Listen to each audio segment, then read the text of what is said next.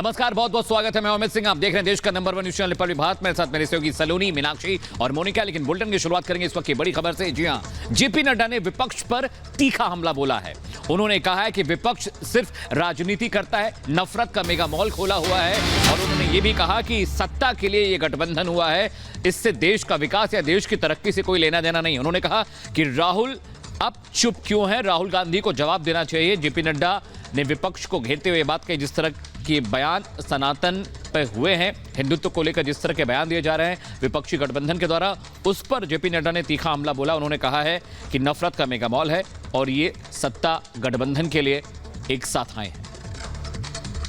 तो सिर्फ सत्ता के लिए गठबंधन में आए हैं, ये यहाँ पर जेपी नड्डा का कहना है। आपको बता दें कि आईएनडीआई अलायंस की मुंबई बैठक के 2 दिन बाद जिस तरीके से सनातन के विरोध में यहाँ लगातार बयानबाजी की गई, उदयनिधि स्टालिन के द्वारा, प्रियंका खड़गे के द्वारा, और उसके बाद ये कहा गया कि इंडिया अलायंस के एक नेता के द्वारा ये स्वीकार भी किया गया है कि गठन इसीलिए बनाया गया है कि सनातन धर्म के विरोध में क्या किया जा सकता है। और इस पर उन्होंने निशाना साधा है और साफ तौर पर यह कहा है कि सोनिया गांधी, राहुल गांधी, कांग्रेस एक सोची समझी रणनीति का हिस्सा है और ये अभी तक चुप क्यों है। लगातार उनके द्वारा ये सवाल उठाए जा रहे हैं, बीजेपी के द्वारा ये सवाल उठाए जा रहे हैं। सनातन का अपमान क्यों किया जा रहा है, ये भारतीय जनता पार्टी पूछ रही है। और इसी से जुड़ी प्रेस कॉन्फ्रेंस भी अभी रविशंकर प्रसाद के द्वारा की गई थी और ये जेपी नड्डा का ट्वीट।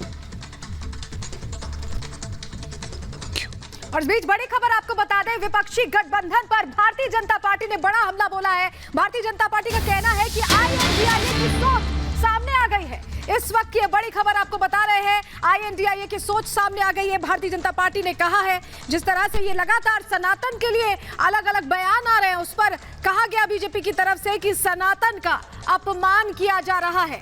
सभी नेता चुप क्यों हैं, राहुल, नीतीश, ममता, सोनिया ये चुप क्यों हैं। आईएनडीआई की सोच सामने आई है। आज भी तमिलनाडु के एक मंत्री ने, शिक्षा मंत्री ने, उनकी तरफ से भी सनातन के खिलाफ बयान दिया गया और ये भी कह दिया गया कि आईएनडीआई दरअसल इसीलिए सनातन के खिलाफ ही बना है। और बीजेपी ने ये लगातार सवाल खड़े करते हुए कहा है कि हिम्मत है तो दूसरे धर्म पर बोलकर दिखाएं। तो विपक्ष गठबंधन पर बीजेपी का लगातार पलटवार जारी है। जिस तरह से हिंदुत्व और सनातन को लेकर विपक्षी नेताओं के जरिए बयान दिए गए, उसके बाद बीजेपी हमलावर है। अलायंस का गठन ही सनातन धर्म के विरोध के लिए बना है और उसे खत्म करना है। मेरे पास उनका इंग्लिश टेक्स्ट भी है, जो उन्होंने उसी सनातन धर्म विरोधी कार्यक्रम में कहा था, जिसमें स्टालिन जी मुख्यमंत्री के पुत्र ने सनातन की तुलना डेंगू, मलेरिया से की थी। और बाद में तो डी राजा ने कहा कि ये एड्स से भी अधिक संक्रामक है, it is worse than AIDS and TB.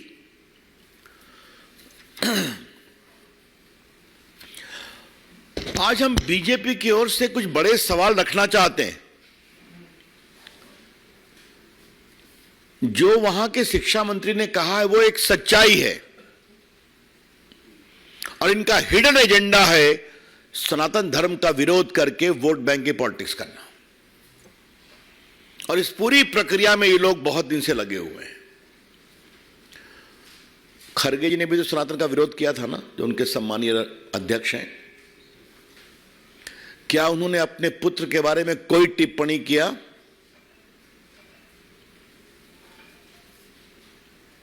ये लोग एवरी रिलीजन की बात करके लिपापोती करते हैं। मैं कांग्रेस पार्टी से पूछता हूं और इस गठबंधन से पूछता हूं, क्या किसी और आस्था के देवों का आलोचना करने का इनका अधिकार है? इनकी हिम्मत है? कर पाएंगे क्या ये? हम सभी आस्थाओं का सम्मान करते हैं। सभी आस्थाओं के जो ईश्वर हैं, जिनको मानते हैं, हम सबों का सम्मान करते हैं। और ये वोट बैंक के लिए दूसरे पर तो चुप हो जाते हैं और सनातन का खुलकर विरोध करते हैं। और वहीं चिराग पासवान ने भी निशाना साधा, साफ तौर पर कहा है कि जानबूझकर के निशाना साधा जाता है। बिहार में यह बताया जाता है बिहार के मंत्रियों को कि आखिरकार क्या कुछ बोलना है, विभाग के काम छोड़कर के उन्हें बयानबाजी करके बताया जाता है। ये चिराग पासवान कह रहे हैं। उनका कहना है कि चिराग पासवान का कि हमारे मंत्री रामचरित मानस के बारे में बोलेंगे, अपने विभाग पर ध्यान नहीं देंगे।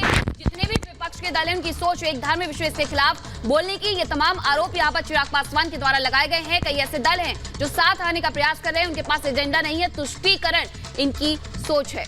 और साथ ही जेडीयू अध्यक्ष ललन सिंह की भी यहाँ पर बात कर लेते हैं, जहां उन्होंने कहा है प्रधानमंत्री को लेकर के कि नीतीश पीएम पद का दावेदार उन्होंने बताया है। तो ये खबर भी आ रही है और ये कोई पहली बार नहीं है जब जेडीयू की तरफ से इस तरीके की बात निकल करके सामने आई है कि नीतीश कुमार पीएम पद के दावेदार हो सकते हैं। तो बड़ी खबर बता रहे हैं दर्शक, आप सबों ने एक ऐसा नेता इस देश को, बिहार को दिया है जो पूरे देश का, बिहार का नेतृत्व तो कर ही रहे हैं, पूरे देश का नेतृत्व करने के लिए आज खड़ा है। यहां से विधायक भी रहे हो, 5 बार सांसद भी रहे, और सिर्फ सांसद नहीं रहे, सांसद रहते हुए भारत सरकार में रेल मंत्री रहे, कृषि मंत्री रहे, भूतल परिवहन मंत्री रहे, और इतने दिनों तक केंद्रीय सरकार में मंत्री रहने के बावजूद आज तक किसी माई का लाल का साहस नहीं हुआ कि नीतीश कुमार के कपड़े पर कोई दाग दिखा दे। पूरी ईमानदारी से नीतीश कुमार जी ने सेवा किया। और हमारे वरिष्ठ सहयोगी प्रकाश हमारे साथ जुड़ चुके हैं। प्रकाश, समय समय पर बार बार ये देखा जा रहा है कि हर दल का नेता बार बार अपने जो नेतृत्व है उसकी दावेदारी ठोकता हुआ नजर आ रहा है, और एक बार फिर से जेडीयू अध्यक्ष ने नीतीश कुमार का नाम आगे रखा है। लेकिन असल में जो मेन नेतृत्व होगा, पीएम पद का उम्मीदवार होगा, वो होगा कौन? देखिए, सबसे बड़ी बात, ललन सिंह ये बयान दे रहे हैं, जेडीयू के राष्ट्रीय अध्यक्ष हैं, और साथ साथ जो कमिटी बनी है उसमें भी सदस्य हैं, जो 12 लोगों की कमिटी बनी है, तो ये महत्वपूर्ण बात है। दूसरी बात उन्होंने ये कह दी कि नीतीश कुमार जो है देश का नेतृत्व करने के लिए खड़े हैं और कोई माई का लाग उन पर दाग नहीं लगा सकता है। तो एक तरीके से नीतीश कुमार के प्रधानमंत्री पद के दावेदारी की पेशकश कर दी है, जबकि 3 बैठकें हो चुके हैं। इसका मतलब जेडीयू रेस्टलेस है, और पिछले साल से जो नीतीश कुमार ताना बाना बुन रहे थे प्रधानमंत्री पद की उम्मीदवारी को लेकर, अभी तक वो सफल नहीं हो पाए। हमारे साथ मौजूद हैं बीजेपी के वरिष्ठ नेता शाहनवाज हुसैन जी। शाहनवाज जी, 3 बैठकें हो गई, न कन्वीनर बने, न प्रधानमंत्री पद के उम्मीदवार बने। अब ललन सिंह जी कह रहे हैं कि कोई माई लाल का लाल नीतीश कुमार पर दाग नहीं लगा सकता, और दूसरा कि नीतीश जी नेतृत्व करने के लिए खड़े हैं देश का। इस दोनों बयान का मतलब क्या है? देखिए, पहले ही हम लोगों को छोड़कर वो गए थे, लेकिन अच्छा सिला दिया उन्होंने, ये इंडी अलायंस ने उनको। यहाँ भी बैठक हुई, पहले केसीआर आए तो उन्होंने कहा हम इस दौर में नहीं हैं, लेकिन बोर्ड लग गया था जेडीयू के दफ्तर पे ही कि बिहार ने देखा है देश देखेगा। बाद में बोर्ड हट गया, लेकिन हर जगह वो डिनाइल मूड में थे कि हम प्रधानमंत्री के दौर में नहीं हैं।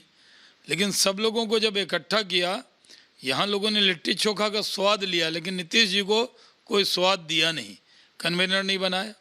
यहाँ केजरीवाल साहब रूठ गए, एक मुख्यमंत्री। फिर बेंगलोर गए, बहुत अच्छा वहाँ इडली डोसा चला, लेकिन नीतीश कुमार जी प्रेस कॉन्फ्रेंस से वॉकआउट कर गए, नहीं आए। फिर मुंबई में ममता जी वॉकआउट कर गई, प्रेस कॉन्फ्रेंस में नहीं आई, जबकि एक दिन पहले पहुंच गई थी। तो ये सब उम्मीद लगाए हुए हैं, लेकिन इसमें जो नीतीश कुमार जी के मेन साथी हैं लालू जी, उन्होंने पटना में ही कह दिया कि लालू जी ने कहा कि राहुल जी दूल्हा बने, हम सब बाराती बनेंगे। अभी मुंबई में भी कहा उन्होंने कि राहुल जी हम सब आपके साथ हैं। और अशोक गहलोत और बघेल साहब, जो 2 मुख्यमंत्री कह चुके हैं बैठक के एक दिन पहले मुंबई के, कि राहुल जी उनके प्रधानमंत्री के उम्मीदवार हैं, और बिहार के भी कई नेता उनको प्रधानमंत्री का उम्मीदवार कांग्रेस के लोग कह रहे हैं।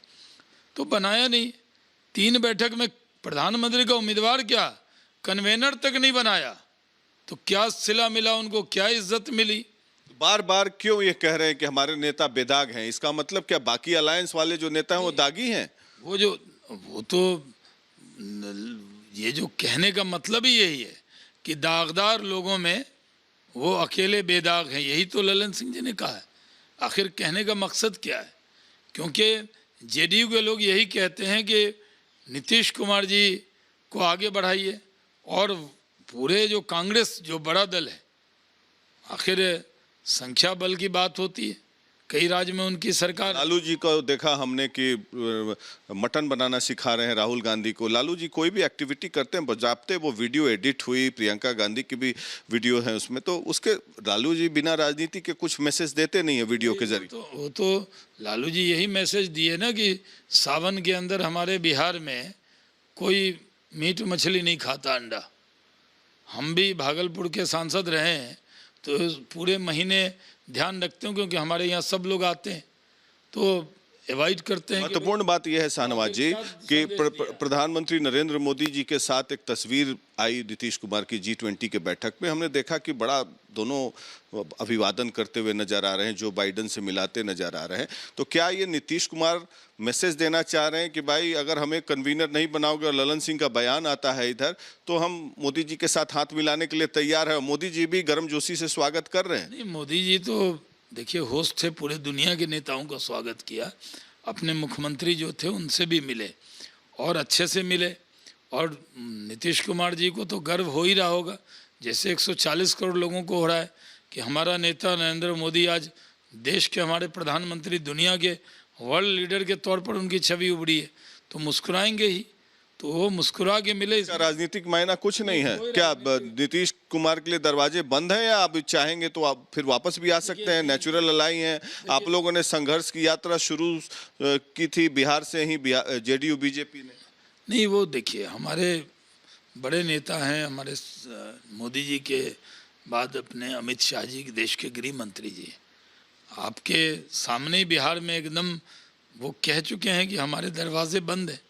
हम लोग तो 24 की तैयारी कर रहे हैं। मिशन 40 है कि 40 की 40 सीट जीतकर मोदी जी को प्रधानमंत्री बनाने के लिए दे, और 25 में भी कमल का फूल छाती पर लगाकर कोई बीजेपी का कार्यकर्ता। अमित शाह जी का भी दौरा भी होना है बिहार में। एक महत्वपूर्ण सवाल ये है कि डीएमके के एक मिनिस्टर ने, जो शिक्षा मंत्री हैं वहाँ की तमिलनाडु की, उन्होंने कहा कि इंडिया जो अलायंस है वो सनातन धर्म को खत्म करने के लिए ही बना है।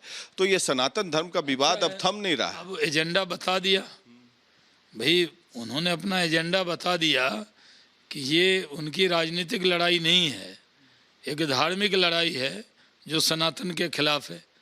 तो इस पर देश निर्णय करेगा।